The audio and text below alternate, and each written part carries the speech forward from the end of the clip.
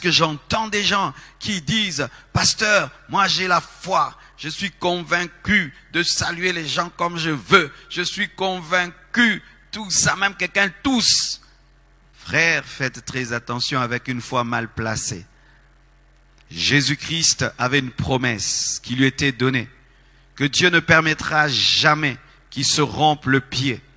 Mais quand le diable est venu, afin de le pousser à forcer la main de Dieu, Jésus a refusé, disant, tu ne tenteras pas l'Éternel ton Dieu. C'est quoi tenter Dieu? C'est forcer la main de Dieu. C'est obliger Dieu à te protéger. C'est te mettre dans l'insécurité et dire à Dieu, protège-moi.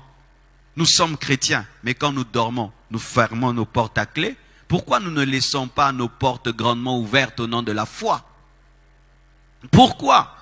Vous qui maintenant, au nom de la foi, vous dites, non, moi, je ne vais pas avoir peur, j'ai pas peur, alors je ne vais pas respecter les règles d'hygiène, je vais continuer à vivre comme d'habitude parce que j'ai la foi. Mais cette même personne, la nuit, ferme la porte à clé. Elle construit une maison avec une clôture autour. Mais alors, comme tu as la foi, fais une maison sans fenêtre, des fenêtres sans porte, sans fenêtre, fais une maison sans clôture. Et que tous les voisins entrent chez toi quand ils veulent. Mais pourquoi? Dieu est ta forteresse. Dieu est ton bouclier. Mais pourquoi alors tu fermes ta maison à clé alors que Dieu te protège? Mes frères, évitons cette foi sans intelligence, ce zèle sans intelligence, où nous contaminons les gens et nous nous laissons contaminer au nom de la foi. Quand est-ce que Dieu te protège? C'est lorsque tu ne lui impose pas de le faire. Tu n'es pas au courant. Quelqu'un tousse devant toi et sans que tu le veuilles, tu es contaminé. Dieu te guérit, Dieu te protège, oui. Mais ce n'est pas que tu vas aller vers la maladie, rechercher la maladie, rechercher le problème et imposer à Dieu de le faire, te jeter du haut du temple et demander à Dieu d'envoyer un ange pour te protéger. Jésus a refusé de se jeter, même si la promesse était là, même si Dieu est notre bouclier, même s'il est notre forteresse. Respectons les distances, respectons l'hygiène, respectons cela.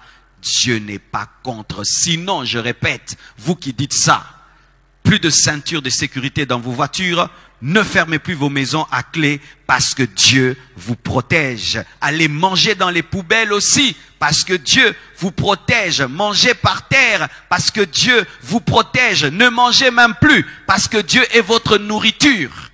Alors quand j'entre dans votre théorie là, jusqu'à l'extrême, c'est de l'enfantillage.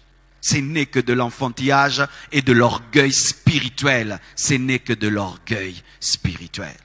Et ce que vous ne savez pas, c'est que votre orgueil est en train de tuer et de détruire les autres.